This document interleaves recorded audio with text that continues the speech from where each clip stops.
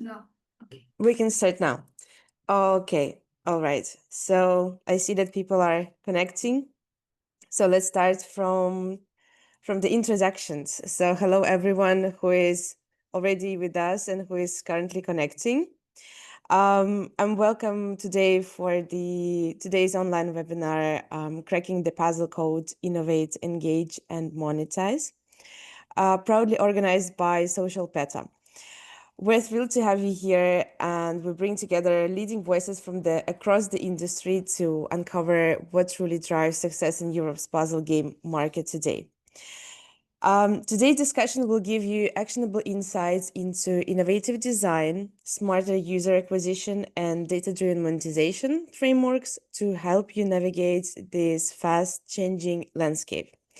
And my name is Melanya. I'm the head of growth at Elevatix. It's a machine learning powered monetization engine that helps mobile game grow revenue with real-time segmentation and personalization and personalized in-app offers. And I'm honored to moderate today's discussion with 5 fantastic speakers who bring wealth of experience and their perspectives. So please join me in welcoming Bastian, Ksenia, Mertkan, Kagatai, and Oleg. And let's start with quick introductions. So Bastian, could you please introduce yourself? Yeah, thanks, Melanya. Hi, everyone. Hi, everyone on the panel. Hi, everyone in the audience. I'm Bastian. I am working at Jampp, a mobile DSP. I've been in the programmatic industry since 2017. Previous to that, I've been working for a couple of Facebook marketing partners. So overall in performance marketing since 2012, 13 years, almost longer, crazy to say. But yeah, so I've seen the walled garden side, as they say, the network side, but then also the programmatic side. So hopefully I can contribute a little bit, promoting programmatic, making it an appealing channel for the audience. Work with gaming advertisers such as Playrix, King, across all kind of puzzle categories. Thanks for having me on the panel. Thank you. Ksenia, over to you. Could you please introduce yourself quickly? Definitely. Thanks for having me. So yes, I'm Ksenia, and demand partnership manager at adjoe. And at adjoe, I work with top mobile game advertisers across EMEA, and I help them scale effectively with our rewarded solutions. And also to give a bit more context, I started over 10 years ago. And before I helped gaming companies develop their games from scratch. And at the moment, I focus mostly on user acquisition and growth in the rewarded space. So yes, with this mixture of experiences, happy to share my insights today. Great. Thank you. Mertkan, please go ahead. Hello, so I'm Mertcan. I'm one of the growth managers in MagicLab Game Technologies. I've been working as a growth manager for about like 4 years from now on, and mostly I'm focused on the user acquisition side, trying to find new partners and trying to scale the existing ones and trying to scale our own games so that we can, generate some profit from those games. And I think that's it on my side. Thank you also introducing us. Thank you. Kagatai, over to you. Yeah. Hello, Melania again. Thank you very much for introduction. Hello, everyone. I'm Çağatay, and I'm the key account manager of SocialPeta at EMEA region. At SocialPeta, I partner with the top brands and developers to decode market trends, optimize advertising strategies, and scale user growth with using real-time global data. So every day I analyze the exact trends that we are going to discuss today, on which apps are winning on, winning on downloads, or where the ad dollars are flowing, and how creatives are driving disruption. So I'm thrilled to share actionable insights from our latest data with you today. Perfect. Thank you so much. And Oleg, please introduce yourself. Hello, everyone. My name is Oleg. I'm started to develop the games like 16 years ago, I found my first game built for Pocket PC on Windows Mobile. And after that, I have built a platform for text quests in Russia segment with around 2 million downloads, and a lot of other games, different experiments, different directions. And after that, I went for PlayerX, to PlayerX for 8 years, and have a chance to see magnificent development and story of evolving of game market from inside. Now I am consultant, game design, and help studios to make their games more profitable and have more revenue. That's basically the most important things. Thank you. Thank you so much. Thank you all for your introductions. Just a quick reminder for all our speakers, please feel free to drop your emails or LinkedIn and share it in the chat so our participants can also connect with you, or maybe they can reach out to you after the webinar. And the first question we have for today, so this question will be for everyone. So I will again ask everyone to share their opinion on it. And the first topic for discussion that we have is: the European puzzle game market is becoming increasingly competitive and diverse. In your view, what are the key factors developers and marketers must focus on to stand out and achieve sustainable growth in 2025? So, Bastian, let's start with you. Amazing. Yeah, maybe to highlight, not quite sure about the audience there, but as a DSP, we're all about user acquisition, retargeting, so I can cover marketing efforts here in this panel. I know it's a very diverse panel, and you get all angles from us today. From what we are seeing versus a few years ago, yes, gaming space, puzzle space has become increasingly competitive. I do remember probably like 3-4 years ago, even on programmatic, advertising spend was around 6 figures per day with the top guys there, the largest gaming advertisers. So as long as you were hitting ROAS goals, ROAS day 7, companies just scaled. I think that has changed. CPMs have increased. There's a big part on the creative side that we're coming to, how to combat that. But overall, CPMs have increased dramatically. So even the big players need to look into managing their budgets more efficiently. And what we're seeing is that now the measurement goes beyond the typical day 3, day 7 ROAS or LTV even, but mostly shifting into incrementality as well. This is something, so at Jampp we're working with gaming and non-gaming, so we also work with big e-commerce companies, retailers, well, Amazon, Apple, and what you have. Food delivery is a big field, and having worked with both sides for 8 years, I always figured that the non-gaming side was more advanced on incrementality just because they had to. They didn't have such big budgets to play around with. So I had to become smarter already many years ago. And now the gaming side, the puzzle side seems to be adopting that much more, looking into incremental CPAs, incremental ROAS. So this is a trend for sure. In fact, just now I had a call with a very big, well, hybrid casual player out there, and they asked their data analytics team, it was in the end, they asked for an introduction to head of performance of a big food delivery company after I said that all the budget allocation is based on incrementality across all partners. So yeah, high focus on efficiency. Still, yes, reach is important. There's another trend to highlight, CTV. I think that has emerged probably in the last 18, 24 months. Big topic out there. People still jumping on it. I think here, of course, the gaming space has been an early adopter.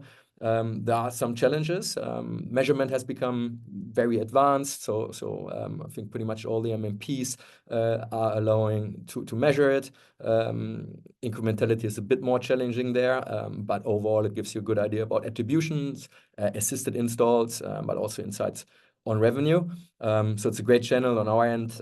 We see it as a natural part of our user acquisition strategy. So when we start a UA campaign, mobile is just one placement, then another placement is CTV, so it works hand in hand.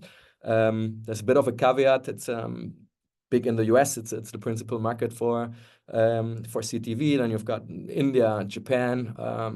Europe is a bit challenging just because of GDPR. The targetable inventory is limited, but that's been certainly a trend in gaming over the past 18 months. So if you guys in the audience haven't looked into that yet, check it out, make it part of your UA strategy, retargeting strategy as well. And then the third thing, obviously in context with AI, people started playing around a lot on the creative side. Of course, we see creative teams getting smaller, but also more efficient and more creative. In the end of the day, you need to play around, being smart with your prompts. But that has become a very strong focus in order to decrease CPMs, improve click-through rates. In the programmatic space, it's an auction model, similar to the walled gardens, Facebook, Google. Of course, the better the click-through rates, the more auctions you're winning, hence performance is getting better. Also, our team has been experimenting a lot. The latest what I've seen on customer side, we've taken their videos, played a lot around with voiceovers there, with our internal AI there. Just well, obviously when it comes down to regional aspects, playing around with language there to a regional level actually, and play around with different dialects. I mean, India is a massive market, so you can now just really quickly enhance your creatives there. So yeah, overall efficiency, incrementality when it comes down to part of the measurement, then in terms of reach, CTV, and then creators would be like the three pillars that we can see. Thank you, Bastian. That's a really strong perspective. And Ksenia, what's your take? Yeah, thank you for the question. And I think many things Bastian mentioned are really important. I also confirm that European market is pretty competitive, pretty diverse. I think it's fourth biggest globally, and here we think about more than 40 countries, different languages, different player behaviors, and also different economical situation in every country. And what is pretty challenging for advertisers, publishers, developers, that market is very fragmented, meaning that what works probably in Germany, in the UK, France, probably won't work in Eastern European countries. As far as I know, in Eastern Europe, developers often monetize with ads, but in countries like Germany, IEP is really stronger. And what I would like to mention here, I think the first one pillar to success would be product innovation. As we all know that puzzle games, they look pretty simple. They keep users hooked for a really long time. And if we think about like games like Block Blast from Hungry Studio or Scalable Jampp, these games are fantastic. And at the same time, they are really straightforward. But behind the scene, we have constant innovation, constant A/B testing. And with these games, users, they feel challenged and they don't feel bored. So product is very important, and innovative product is very important nowadays, especially in Europe. Second pillar I would think about is localization, and I'm not talking here about just plain text translation. It is also about how you tailor your art, how you design, how you do monetization, how you promote your game in a specific region. For example, in northern countries, users, they like pretty clean, minimal design, and in South they like very colorful, casual match 3. So it's also pretty different, and you need to consider this from the very beginning. And the third point would be marketing, definitely, that completely shifted lately, and it's not about generating cheap installs anymore. So this strategy, like spray and pray, doesn't work out nowadays. With the rising CPIs, with privacy changes, studios can't afford just chasing volumes, and they focus on finding high quality users, on users who will stay long, and on users who will engage. So to sum up what I just mentioned, I would say that you should be quite innovative with your product, localize smartly, and focus on high quality users. Excellent points, Ksenia. Thank you so much for sharing your opinion. Mertkan, over to you. So what do you think on this question? Okay, so from the publisher's perspective, I think the most important one is the production, as it is mentioned like earlier. So while providing users a generic game, like focusing on a mass audience, that's something simple to pick up to, but still engaging enough to keep people coming back, is the crucial and most important thing for us at the beginning, while generating our initial games. And I think other than that, the ad side, like the videos and playbills, are playing very important point for our games at the moment, because they're often the first touch point with players, and it is the one that helps us to understand what our potential users want to see and what they don't want to see, for example. Because 90% of the time your creatives will not perform well, and you will trying to chase the 10% of the best points, let's say, while testing creatives. So it is the another thing that you need to focus on also. And lastly, yeah, it is the marketing game at the moment. So, but focusing on the marketing is just a little bit different at the moment. You have to focus on more than one network, because it is not a single acquisition source anymore. Because in order to survive in this ecosystem, you have to chase for multiple acquisition sites. For example, in our company, we are probably working around like 20 to 30 plus active networks, and we're trying to increase these numbers all the time, because we believe that UA diversity is the key if you're trying to, generate some revenue, generate some profit from those games in the long run. And the long run is not like 1 year or 2 years. It should be around like 5 to 10 years. And those are the goals that we are focusing on at the moment. I think these are the major points that I see as essential for the long-term success, especially not only in Europe, but also for the other countries as well. Great insights, thank you. So, Jagate, am I pronouncing correct? Yes? Yeah, it's very correct. It's Çağatay, but it's hard to pronounce in Turkish as well. It's a difficult name, so no problem. Okay, sorry, Jagate. So how do you see it? What's your opinion? So I agree with Mertcan on a couple of things. So I will share some data on which creative types are the most successful, and how you can optimize your campaigns with the creative differentiation and network diversification. So puzzle is the one of the most competitive genres in Europe right now. So just I'd like to give you an idea about it. Puzzle games had nearly 90% of their ad impressions coming from video creatives in the first half of the year. So we share this, in our marketing paper for the first half of the year. So the volume is really massive and standing out is tough. So to achieve the sustainable growth, I see four key focus areas. Like the first is creative differentiation. So most puzzle ads rely on same brain teaser or failure challenge formats, and players are getting fatigued. So what really works are now short, story-driven, meme-style creatives that feel fresh for and relatable, especially on some hot areas in the region.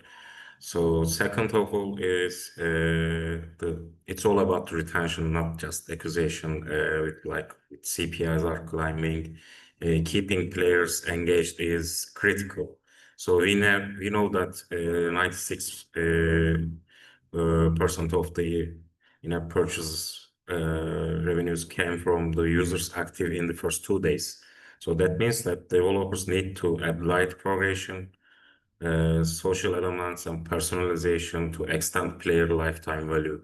So third is trust matters in Europe's major audience base. So these users are savvy, and so creatives need to highlight clear value, like things like free-to-play, brain training, or even authentic testimonials can make a big difference on the creative side. And finally, channel diversification. It's very important. Relying on social ads is risky, so maybe you can use like OEM placements on Android devices or customer product page on iOS, and playable ads all provide ways to reach and qualify the right players at lower costs. So for me, the takeaway is this: in 2025, success for puzzle games in Europe is not about how many downloads you get. It's about how many players you actually keep. That is very valuable. Thank you so much. And Oleg, please, over to you. Please share your thoughts as well. Thank you very much. So my suggestions will overlap with some of previous speakers. So yes, the most important point is definitely retention. And I want to stick to day 90 retention just for the beginning and have a very high plan for that. While you're planning the game, in early stages of productions, be targeted to really high retention of late stages. And I believe best way to achieve it now is to be with the player. So try to put yourself on the player place as tightly, as deeply as you can. Use playtests, use real life playtests, like talking with people, giving them their phones and look. And of course, have more contact with players on forums, on comments in store pages, and so on and so on. So studios are very often become indifferent and depersonalized in terms of players.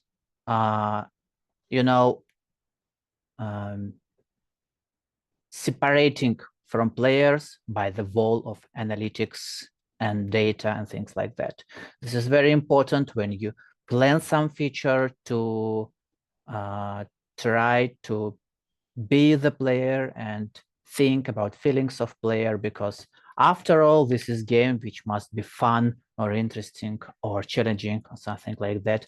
This is what many studios unfortunately lose in the progress, and this is what must be in focus to keep retention well too, of course. Second important thing is to adjust your gameplay, adjust your meta to the 2025 reality. So players and live becomes faster and faster and faster, and every day you need to provide more progress, quicker game, faster progress, more signals to the brain, more feedback from the game to the player, to keep the same results, like in Alice in Wonderland. You need to run faster and faster, and at the same time you need to hit harder on long progressions too. Those players, they are not only looking under the fees, like they're not only search for rewards for brain here and now, they want stronger long-term goals too. And they need stronger and they need more intense goals, more intense wishing, challenges, goals for the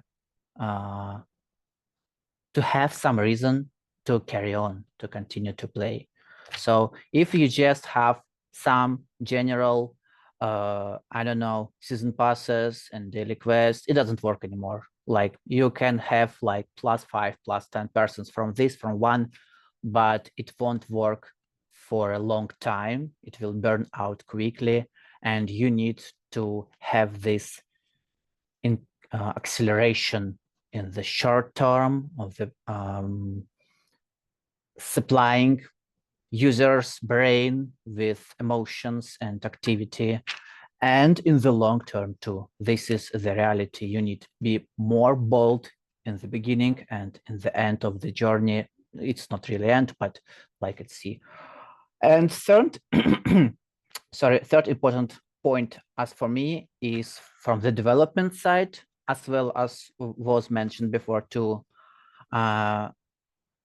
Studios, from my point of view, need to be focused on speed of development because the market is extremely,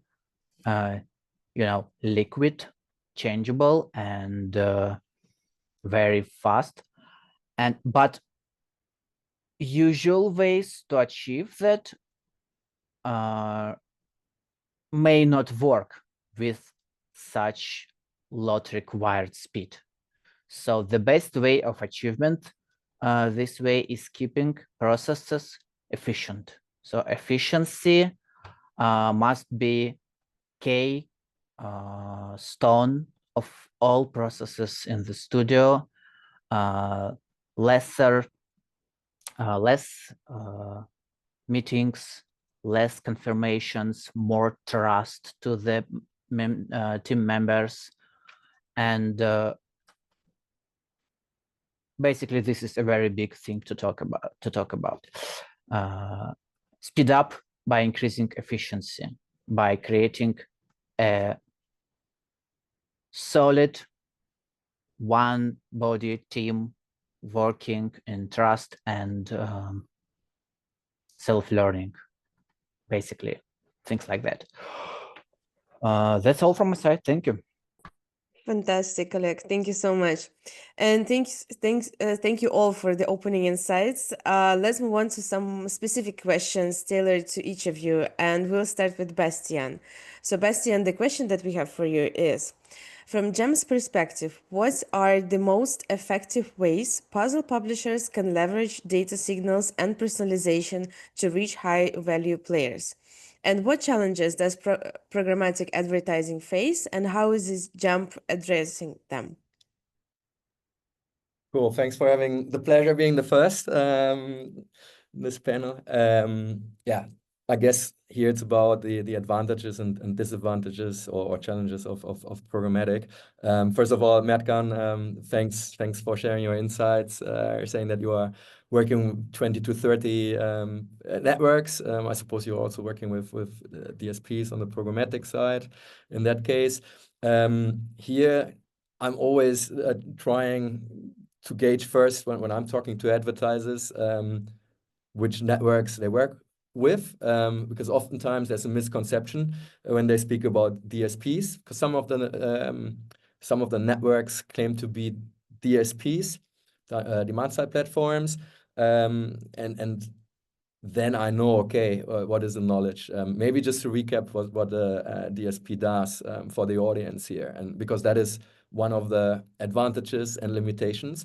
So a DSP is buying traffic via an exchange programmatically in real time, meaning that a DSP in programmatic, there is no owned inventory. like you have with actual networks, SDK networks. AppLovin is a big one, certainly that everyone is aware of. Of course, Meta, well, all the social networks, TikTok and Google. So they have tons of first-party data. So many more signals from the get-go that you don't have in programmatic. So one of the challenges, and I think gaming has so far already adapted programmatic really well, or the puzzle games have been always in the forefront, given the budgets that they are. But yeah, in programmatic, it takes some time. So we've got now much stronger algorithms, much stronger models than we used to have 3 or 4 years ago. The optimizations were more static, based on linear regression models, without going into details here. But now it's all dynamic neural networks, so you can connect many more data points more dynamically, knowing much quicker your audience. But in general, we do need to build up knowledge first, post-install events, so purchases, a certain amount of purchases, until you can scale. And this is something, one of the major challenges. When people start working programmatically, then they're also pushed off from it if they don't get results after 2-3 weeks. When I say, oh, look, it's getting quite expensive, which is true, right? Google, Meta, you get performance out of the box almost. Now, the caveat there is, it's a walled garden. It's a black box to some, well, to big degree. In programmatic, you see exactly where you're buying, which publishers you're targeting. So with this, you get a really clear idea about your audience. So with this, you can, of course, then also adapt your creative strategy. Of course, it's important anyways to know your player motivations in order to create that strategy. But yeah, overall, so this is programmatic. You get massive reach, right? You can probably target beyond 1 billion device IDs. Of course, there are differences between Android and iOS in terms of the privacy regulations that there are. But overall, tremendous reach, transparency, no fraud. Almost, I mean, you can never escape the fraudsters fully, but typically the MMPs do a good job. And of course, the algorithms are anyways tuned towards optimizing for down funnel events. And that said, also a lot of advertisers still, they look beyond the CPI. But then if the CPA is still higher than the actual target, they might panic and don't give it time to optimize for ROAS. And that's something in terms of the concept that advertisers really need to embrace. Be patient. If your ROAS day 7 goal is 10-15%, ignore the CPA. It's going to come down gradually. Focus on the ROAS, and that's quite common in programmatic when people start with it. So then now in terms of the limitations, I guess it's all about being patient. Budgets, of course, you need to have them to experiment a little bit, give it some time. I mentioned it takes about 3-4 weeks. So this is definitely a challenge for us from the vendor side, let's say. Then if we're looking into the marketing landscape, of course, we are competing with the walled gardens and with the SDK networks. Again, they have their own traffic. They can deliver performance probably quicker, but they can also play around a little bit with attribution. I mean, if you keep an eye on industry, there are a lot of reports about it. Depending on the attribution model that you have internally set up, you might undervalue the actual, the DSP, and we're losing a lot of attributions versus SDK networks, social search. So that's why I said at the beginning how important incrementality is to really assign the right value towards the other channels. Because yes, we should have programmatic for sure in a diversified marketing mix. I think that's about it. Amazing. Thank you so much, Bastian. That was very insightful. The next question I have is for Ksenia. So puzzle games often depend on long-term engagement. How do alternative distribution models and rewarded ad formats influence retention and monetization in Europe? And what are the main barriers publishers face in adopting these models at scale? Thanks for the question. I think it's a pretty important one. And one of the biggest shifts that we are seeing right now is how user acquisition and alternative distribution are changing. So for years, everything was dependent mostly on traditional app stores and big networks, but that's no longer the only way. The battle that we all seen between Epic and Apple brought us many changes. So right now in the US, at least direct-to-consumer sales are a big trend. And to mention that already 57% of developers and big names like Playtika, Zynga, Supercell already have a web shop. So what does it mean specifically for users? That users right now can buy in-game items directly from the studio's web shops, definitely cheaper and bypassing platform commission. And at the same time, studios can keep around 30% margin, and afterwards they can reinvest this money into the user acquisition and of course into the better deals for users. Considering that we are talking about Europe, in Europe, it's still in progress. Digital Market Acts came into force, I think, in March 2024, but Apple and Google, they are still holding the compliances, but still just a matter of the nearest time when it will become really a big trend here in Europe. And I think also studios should consider it at the moment and implement. Another thing that also should be mentioned here is that advertisers are moving beyond the traditional networks. And we know that right now they're testing many networks, and it could be like around 20, 30 networks they're testing. And why they're doing this? Because they're looking for high quality users who will stay longer. And here where Rewarded also came into play, because yeah, for many of our partners at adjoe, I might say that Rewarded already makes up from 20 to 30% of their UA mix. And for some of my partners, they completely focus on Rewarded. And why is that? Because they see the true value, because players first choose to engage, and in return, they get something valuable. They get different kind of discounts, bonuses just for playing their favorite games and progressing in these games. And of course, for advertisers, the benefit is also there because they have longer sessions, they have higher retention. That is really important, and I think was mentioned here. Higher ROAS and users who really engaged and more likely to spend. So I think we are at the moment of a big transition, and direct to consumer sales, web shops, alternative channels, Rewarded are reshaping how the puzzle game will grow in Europe in general. And also, I think who adjust fast will really get a big benefit. So fast adaptation is really important at the moment. Thank you so much, Ksenia. Great analysis. So, Merchan, over to you. MagicLab has brought casual and puzzle games into a wide audience. So, how do you scale puzzle titles in such competitive markets? And how do you balance innovative design with sustainable monetization?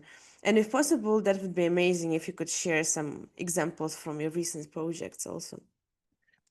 Thank you, by the way. Like, it is a very good question. So I think we realize that working with an alignment between product and marketing team is the really important one in the end, because we, as a marketing team, helps product team to generate users that are used to build the game itself and affect the gaming experiences directly. So in that time, we are trying to chase the networks and their styles and their user behavior so that we can understand what type of users they will bring in the long run. And we're trying to focusing on creating different type of segments in our games, both at the pre-install stage and the post-install stages, so that we can understand what they want and what we want from them. Because I know that those users, average revenue per user values in the long run is very different network to network, especially if it is about the rewarded channels and about the social channels and the SDK versions, etc. So making some sort of, segmentation is really helping us at the moment. So, and I'm suggesting all of the other publishers, other advertisers to focus on the segmentation all the time because it is important. And also, I think during the gaming scaling processes is that localized creatives and game experiences are the key to success, especially. And if you are trying to scale on non-English spoken countries, it is really important because if your game's also having some sort of, text-based information all the time, it is really important to have some, localization and also trying to trying to see what they want through those games, assets, let's say. And this way we have a chance to scale on those countries and generate pretty much good retained users. And also we believe that not only the revenue is important, but also the retention is the key to success here. And we believe that, let's say optimizing those two targets at the same time is crucial for us at the moment. And I think those are the things that I can say you at the moment. Mm-hmm. Thank you. Thank you so much for the insights. Chagate, over to you. So, what creative trends in Europe have proven most effective for puzzle games? How can developers balance proven creative formulas with experimenting on fresh ad concepts to keep players engaged and acquisition costs under control? Thank you. It's a very great question. So I'll try to explain and elaborate things that I told like a minute ago. So in Europe, puzzle ads have really leaned into the short form video with brain challenge elements, like things like quick riddles, deliberate failure, or 99% of people got this wrong type creatives. These formats works well because they trigger curiosity and that let me try mentality. So we also see meme-driven edits and relatable life scenarios like someone playing on the subway or before bed resonating strongly with European audiences. But the challenge is that everyone using the same formats and formulas. So that leads to a creative fatigue and stars are dropping when the ads are all alike. So the balance comes from a mix of proven formulas and fresh testing. Proven templates like failure challenge or before and after comparisons are reliable for keeping CPIs under control. But at the same time, developers should always be running small-scale experiments with the new angles, story-driven creatives, AI-generated twists, or even live-action snippets. So what we have seen is that the top 2% of the creators actually drive over half of the ad spend in gaming. So it's not about the producing more, it's about the producing smarter. So studios that keep a creative library of both tested winners and experimental variants and update them frequently are the ones that avoid fatigue and keep players engaged at a lower acquisition cost.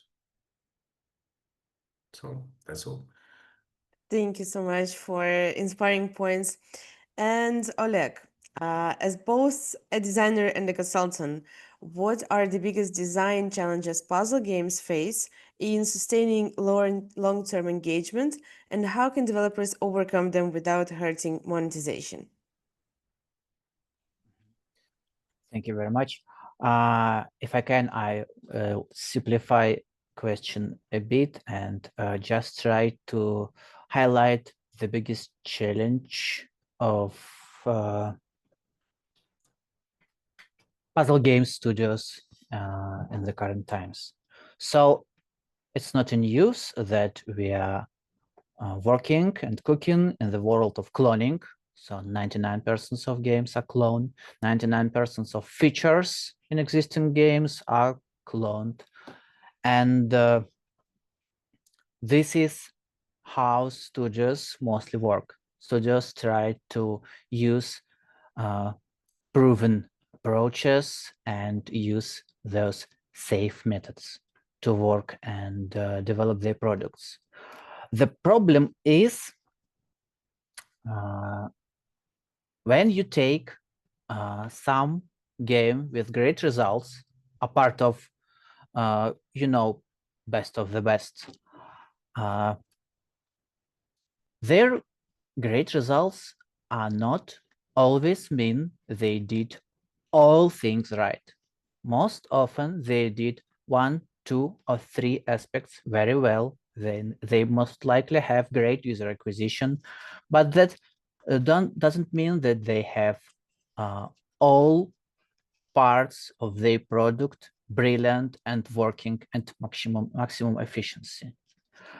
The real problem is it is most easy to clone, copy things that are not very valuable for the result, for the final revenue and engagement of the player. So like UI and some gameplay and features and order and timing or something, but it is very hard and sometimes impossible to clone things that actually works.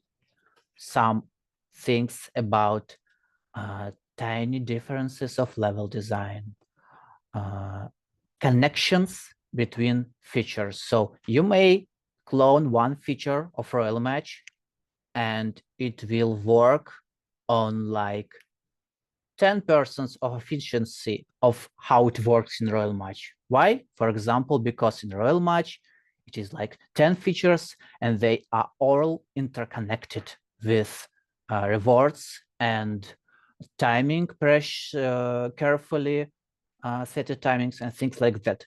This is extremely hard to clone. You must understand this at the first point. And winning companies, winning studios have a lot of such items, which is really hard to spot and clone.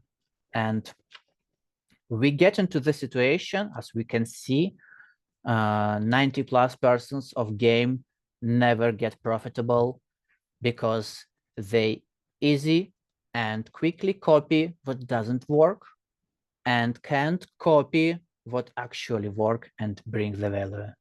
So this is biggest challenge I see in the puzzle game design landscape right now.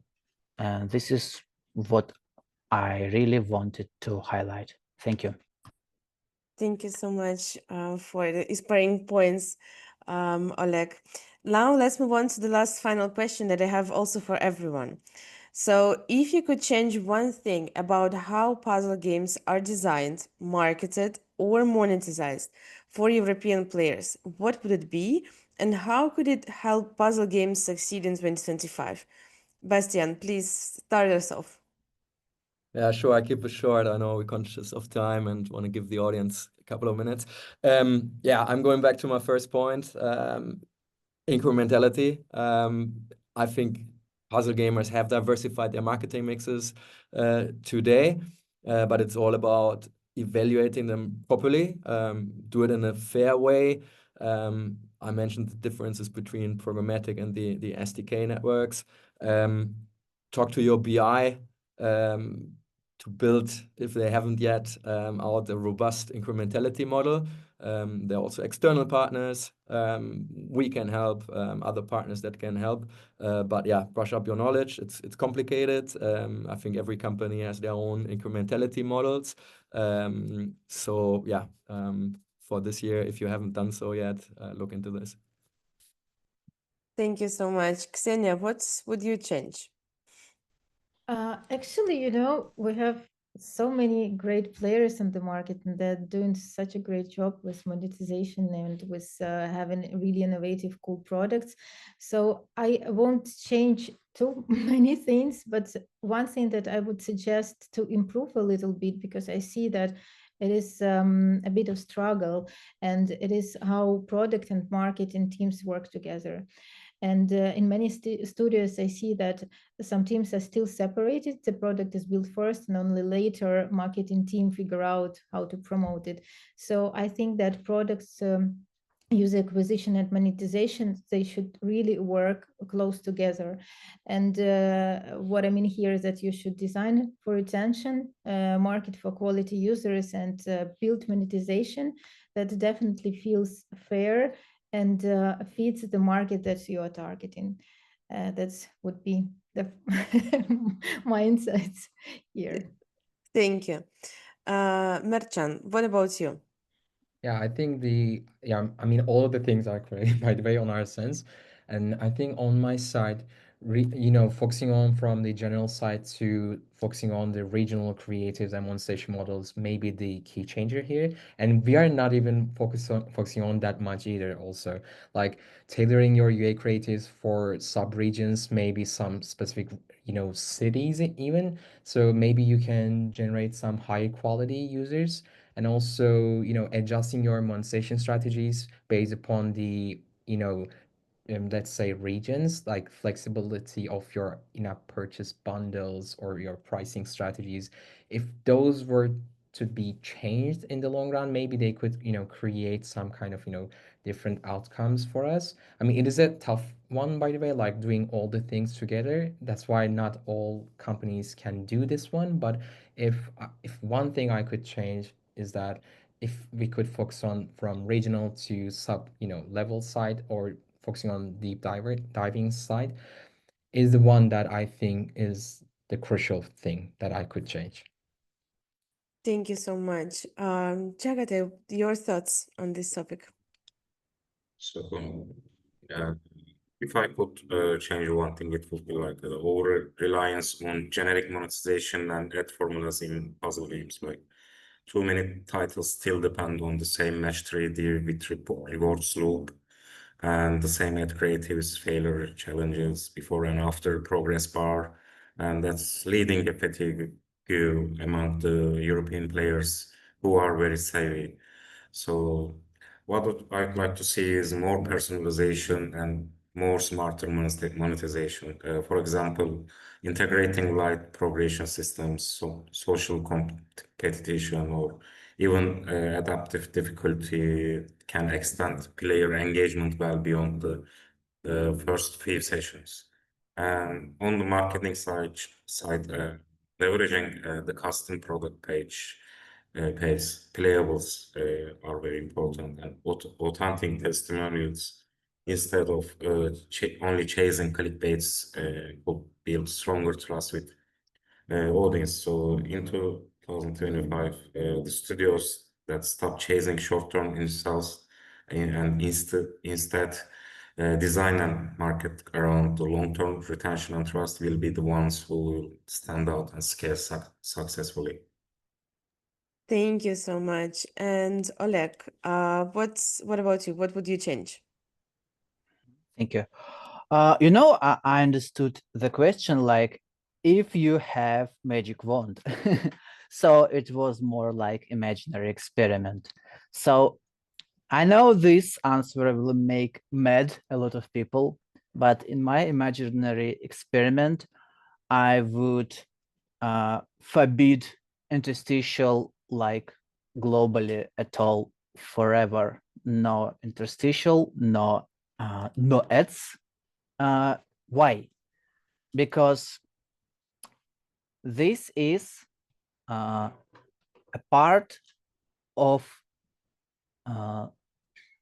the old concept born like long ago, when we shifted from premium games, and many years, decades ago, we still try to build premium game and try to sell it, but not so obviously. This conception slowing down our industry and holding it hold it back. So instead of thinking of what I can offer to the player, how I can create game situation when player will need something from me. Thousands of studios choose this easy way and just rush into the market with those most of the times not profitable conception. So absolute most of them will evolve or die. No ads can sell only those studios who already can sell rewarded odds and in-app purchases. So in the world when interstitials like forced, any type of forced ID will be totally forbidden, the evolution of the game design, game economies, game market will increase significantly, and this is probably what it's like my mission and work to keep these things carrying on. This is what I think. Thank you. Thank you, Oleg. I would also like to add my own perspective to this question. And if I could change one thing, I would reshape how developers approach monetization. Because too often puzzle games rely on outdated models with no personalization or very little personalization that is no longer match player expectations, not only in Europe, but actually worldwide. But let's talk about Europe. And also, I believe that the future lies in more personalized player-first monetization powered by machine learning or AI in real time. Because by tailoring offers to the right players at the right moments, studios can boost engagement, strengthen loyalty, unlock sustainable growth, and boost all these metrics that you mentioned today with us during the webinar. And why I'm talking about this, because at Elevatix, we're already helping studios implement these systems, and the results are very promising. So stop treating your players the same, even if they're from the one location. It doesn't mean that their player behavior is the same, and that your monetization models will work the same exactly for everyone. And let's move on to the Q&A part. I saw that we have a couple of questions, so I think we can take these couple of questions and stay a little bit longer, maybe 5 minutes more. The first question is, as puzzle games often rely on proven ad formats, where do you see the biggest opportunities for innovation in creative strategy without losing effectiveness? Any volunteers? Bastian turned off his camera, so it means he doesn't want to answer this question. Jagata, I see that your microphone is on. Please go ahead. Yes. Yeah, I can quick answer this question. So for puzzle games, how the traditional relied on proven ad formats. I was trying to elaborate on this on the previous question. So like brain teasers, deliberate failures, the casual hooks, but they can use these kind of hooks and they can deliver the predictable results. But the biggest opportunity for the innovation is now how we layer storytelling, reliability, relatability actually, and interactivity on the top of these proven hooks. So for example, we are seeing strong performance from the everyday life scenarios, live action snippets that makes ads feels more authentic and less repetitive. So playable ads are another big opportunity that they can pre-qualify users, reduce wasted impressions, and improve retention right from the day one. So, and AI also can help here too. So by generating quick creative variations and testing them at scale. So we have also a feature that can provide the AI prompts on ad creatives on our dashboard, SocialPeta. So it will help marketing artists to test the creatives models. So the key is not abandoning the proven formulas, but refreshing them with the new angles, whether it's emotional, storytelling, humor, or interactive formats. That balance, so that balance keeps CPIs under control while still surprising players enough to keep them engaged. Thank you so much. Yes, Oleg, please. Mhm. I would like to add some semi-joke answer. There was a podcast on Half Into Gamer last I saw. They looked for a game, yarn game, with giant portfolio of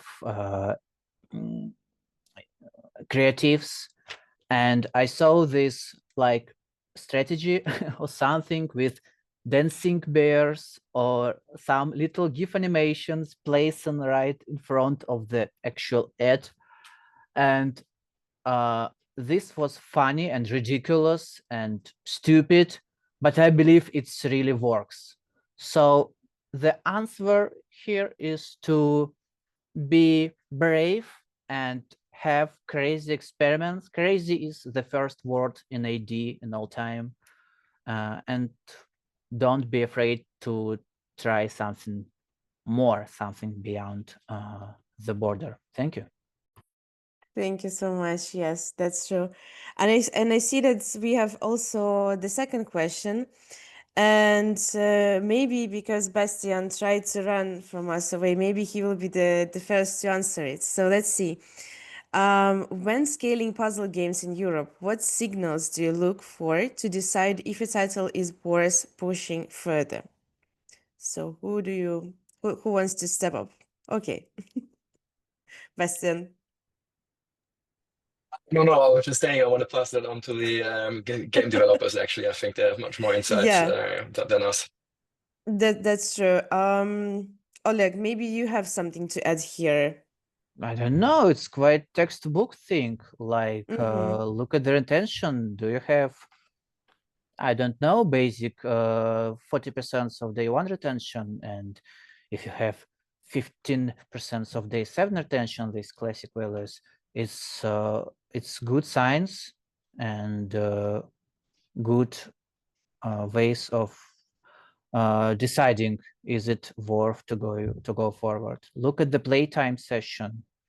Basically, if you already have some monetization on this initial step, compare it to the existing case. So there is definitely no like template solution, because you can find a lot of templates what is good borderline, but I believe every project is unique, and there is something that got into your MVP and was measured, and there is something that didn't got to your MVP. If you have some extremely strong proven meta in your mind, which will definitely enforce game very hard, and you're ready to risk, you may low down these borders and launch, try to continue develop the game with not brilliant results, and maybe the opposite like that. Thank you. Thank you so much. We have the last question for today because we're running a little bit out of time. So the last question is, do you see cultural differences in how European players respond to rewarded ads compared to other regions? Who wants to step up? To the reward, it probably goes to me. Okay. I think I'm just thinking right now, analyzing what I see rewarded. Maybe if we think about Germany and US, probably the users behave more or less the same. I wouldn't say that they behave pretty much different. So yes, they engage with the game, they progress in the game, they get rewards, so pretty much the same. But considering maybe interactions in Eastern European, but I can't say that we have a big test there. But pretty much the same, I might say, in case of tier 1 countries. I believe. Interesting. Yes. Thank you, Ksenia. I believe you can observe some differences between countries in interaction with rewarded ID, but most likely it's not related to the mechanism of rewarded ID itself. Most likely it related to what you offered for rewarded ID. So maybe in some country, people can be a little bit more not giving up on something, and they don't want to they want to complete level more like for 2 persons, more likely to complete level for themselves without boosters or something like that. Or you sell them something, some item with some visual which is not good, have not good associations visual in their country, something like that. So you can see some difference in ID, but I don't think this related to the ID. It's like AD is like the money. It's like little bit tiny money, and in most of the locations they are treated the same. Thank you. Thank you so much. And that brings us to the end of our today's session. Huge thanks to all of our incredible speakers, Bastian, Ksenia, Merchan, Chagate, and Oleg. Thank you for your time and insights and expertise. And to our audience, thank you for joining us today. And I hope you're leaving with some fresh ideas and strategies to apply in your own puzzle game projects or in the future ones. We dropped our LinkedIn details to the chat, so please everyone connect with our speakers. If you have some questions that are specifically for someone you want to talk to, I believe the guys will accept your request on LinkedIn and will answer you as soon as they can. And on behalf of SocialPeta and Elevatix also, it's been a real pleasure moderating this discussion. Stay curious, keep innovating, and I look forward to seeing many of you at the future industry events in real life.